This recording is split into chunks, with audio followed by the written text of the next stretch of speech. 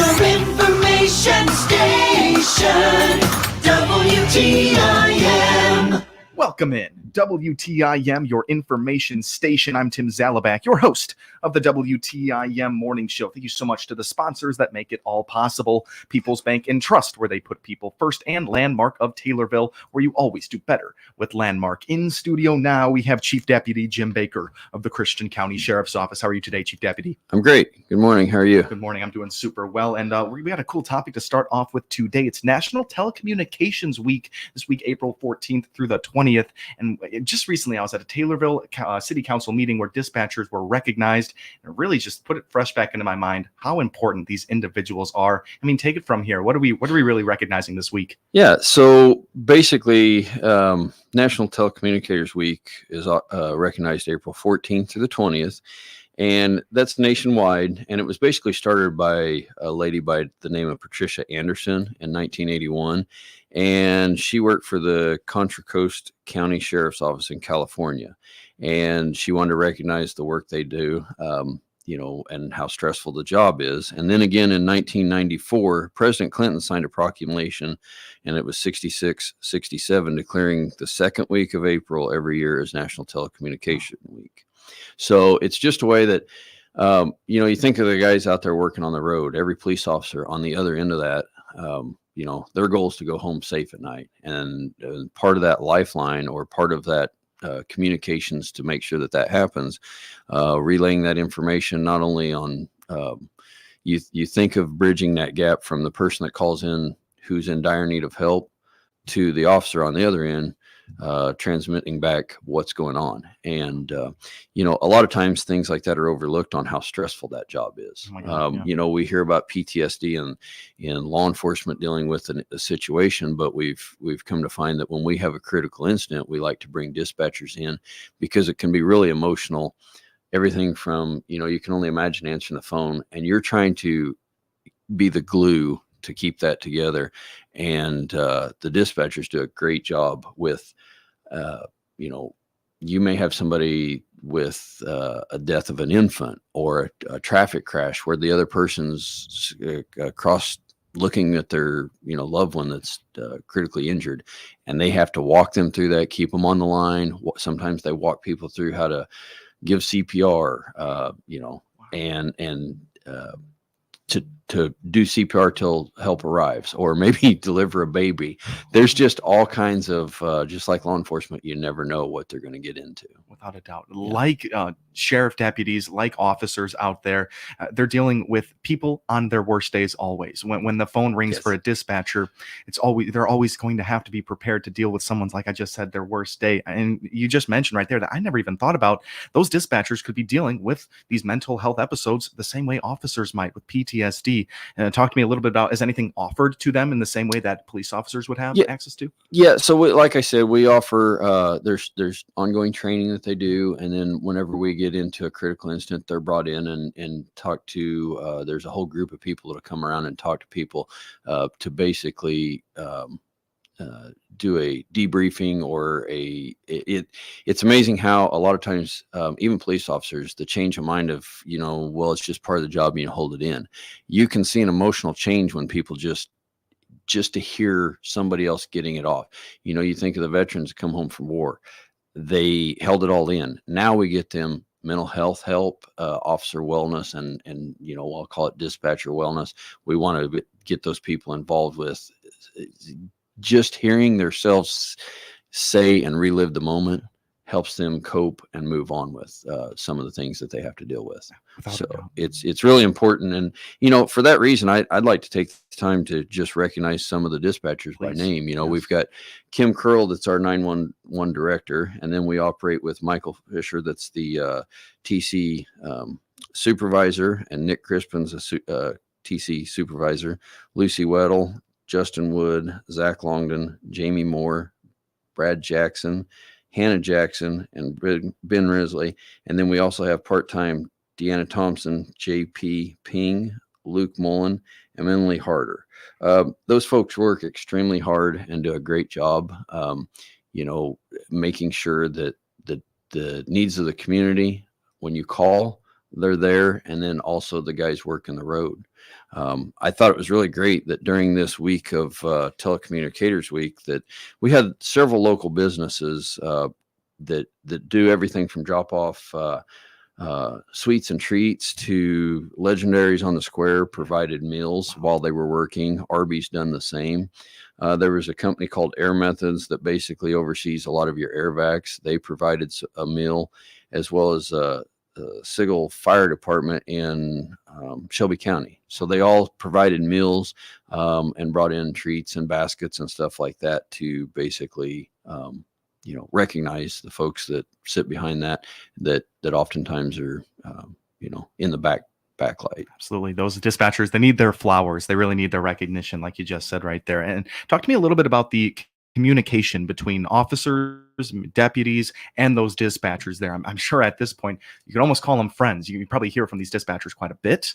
Yes. Yeah. Yep. So like I said, they interact quite a bit on a daily basis.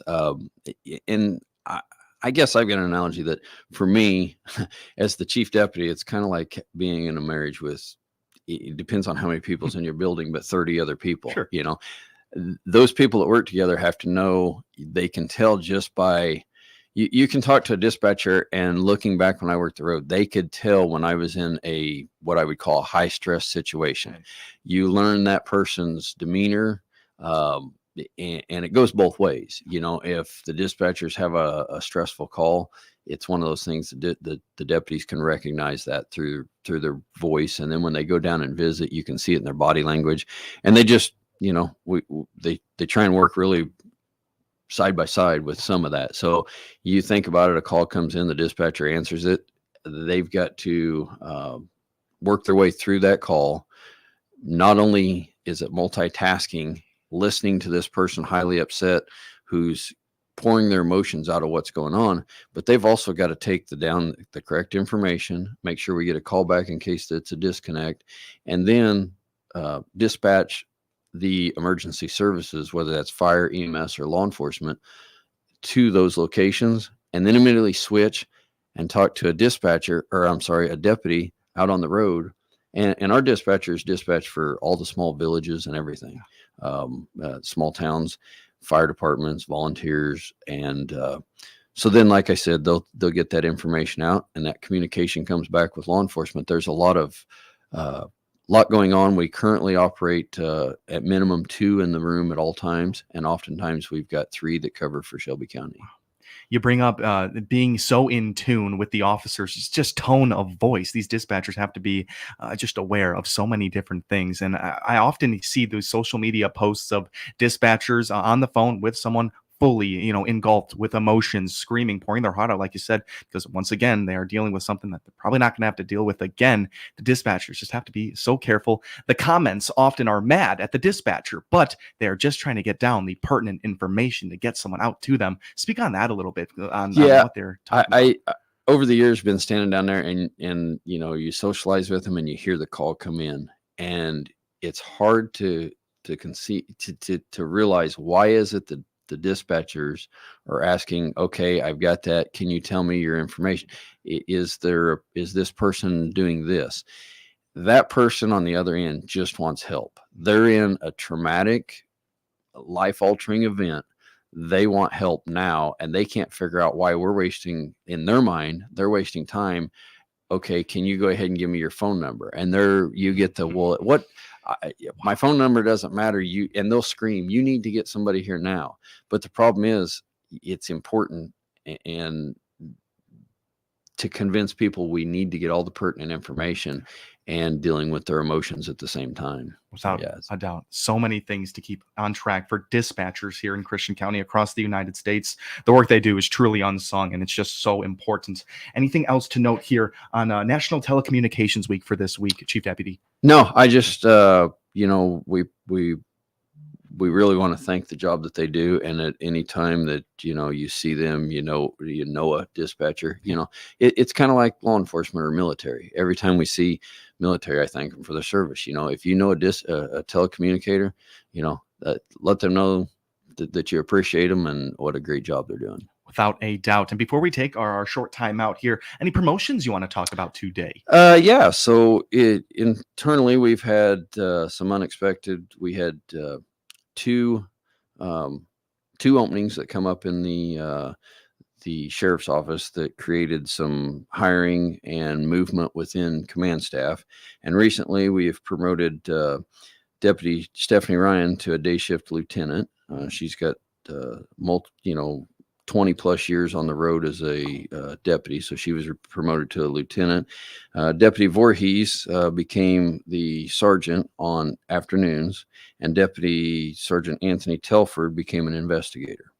So we've got those and well-deserved promotions, and just wanted to mention how great a job they're doing, and got promoted in the positions to help operations within the sheriff's office. Without a doubt, we congratulate those three right there, and it's a lot combined for like probably 60 years of experience right there. It's quite a bit of experience in that group, and really great words so far from Chief Deputy Jim Baker of the Christian County Sheriff's Office. We have plenty more to talk about in this episode, so stay tuned. You're listening to WTIM, your information station. Your information station, WTIM. As a state employee, you work hard to make Illinois a better place. At Health Alliance, we do too. It's our Illinois roots that set us apart. Our HMO plan for state of Illinois employees features the doctors and hospitals you know and trust. So whether you're a first responder in O'Fallon or a staffer in Springfield, Health Alliance is the obvious choice for your state employee coverage. Learn more at healthalliance.org/state of Illinois. The benefit choice period ends May 31st. Hey there, it's Raimi Miller, personal and business coach, and also owner of Rendeep Coaching, and a Taylorville native now living in the Northern Illinois area. I have the pleasure of helping people strengthen their relationship with themselves and others virtually, no matter where they are. Seeing what's possible for people is the highlight of my job. For example, I support people through job transitions, relationship changes, and developing new habits. Recently, I hosted a workshop and people walked away with hope, courage, feeling worthy and seen. I would love to connect with you. Feel free to reach out for a virtual complimentary 60-minute conversation to see if it's a good fit to work together one-on-one, or we can just simply discuss any upcoming events. My website is www.rendeepcoaching.com. That's www.rendeepcoaching.com. I am sending you so much support. People's Bank and Trust, where they put people first, are proud to continue their long-standing sponsorship of honoring Taylorville High School Students of the Month on WTIM's many platforms on AM, FM, and streamed online, and on WMKR Genuine Country 94.3. Hi, my name is Ariana Presnell. I'm the daughter of Melody and Chris Presnell, and I'm the Taylorville High School Junior Student of the Month. For extracurricular activities, I'm in the Colors of Pride Club at THS and Girl Scouts. I like to read, draw, and roller skate, and in the future, I plan to own my own coffee and bakery shop, and my favorite subject is Spanish. People's Bank and Trust, where they put people first, salutes these great Taylorville High School students on this honor and wish them the best in their future. People's Bank and Trust, member FDIC.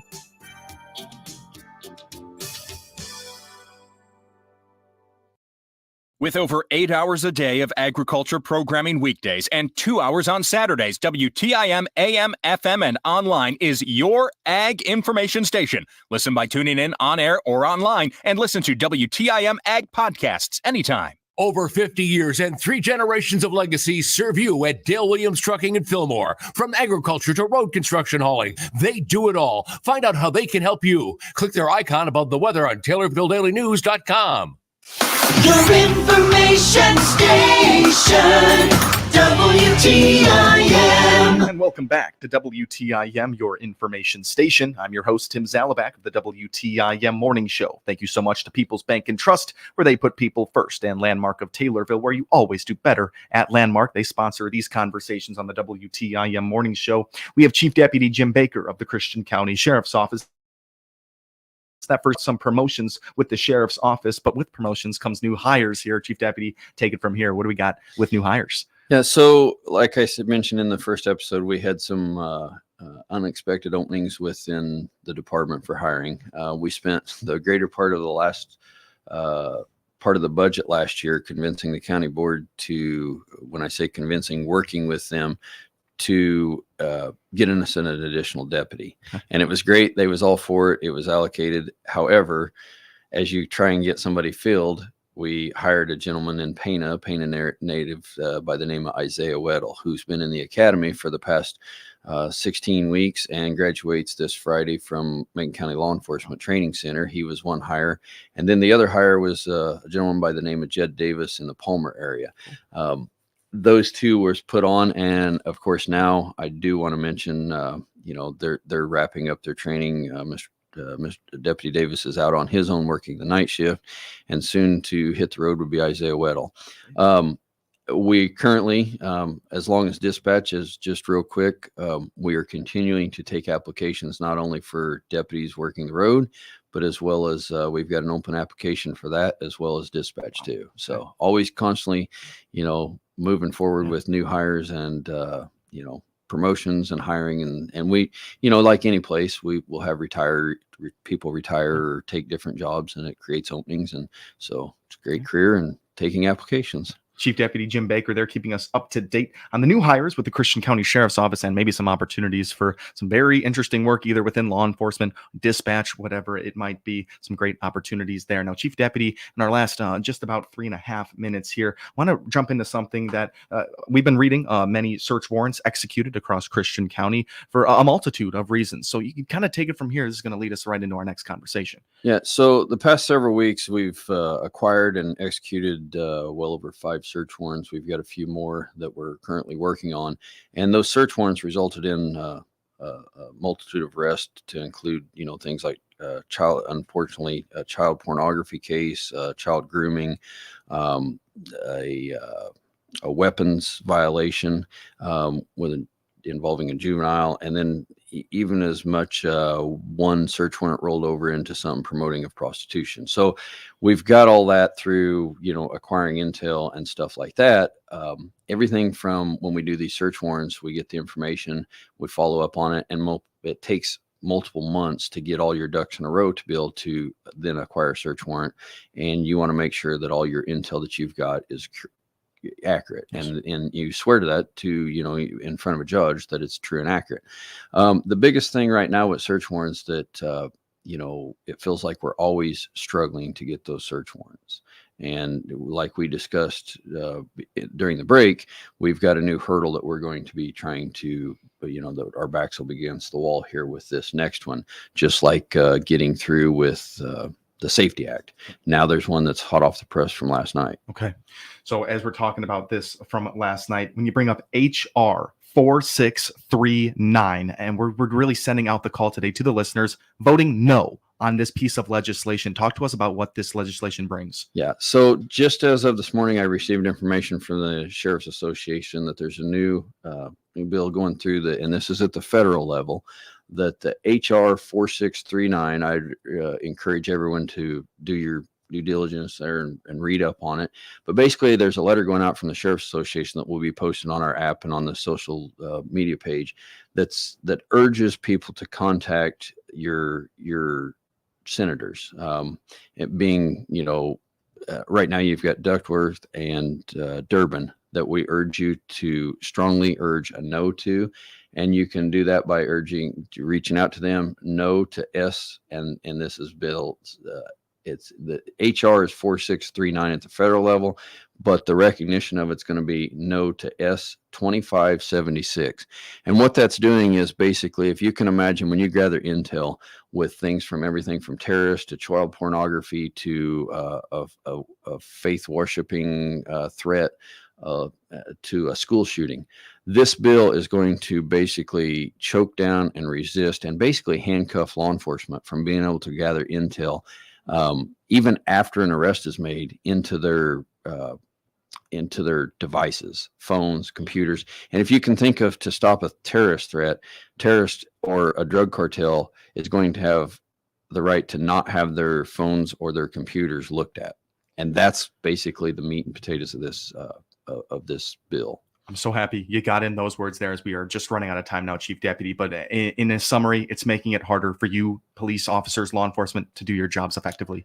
Yes, sir. We're always adjusting as needed, but it's always a hurdle day by day. Okay, so stay tuned to the Christian County Sheriff's app and the Facebook and letters in the mail from the Christian County Sheriff's Office We'll regarding get more information out about HR 4639. Absolutely. Thank you so much, Chief Deputy. For coming Thank you. today. Absolutely. That was Chief Deputy Jim Baker of the Christian County Sheriff's Office. You were listening to the WTIM morning show right here on WTIM, your information station. Mr. Trump says the trial amounts to a political witch hunt.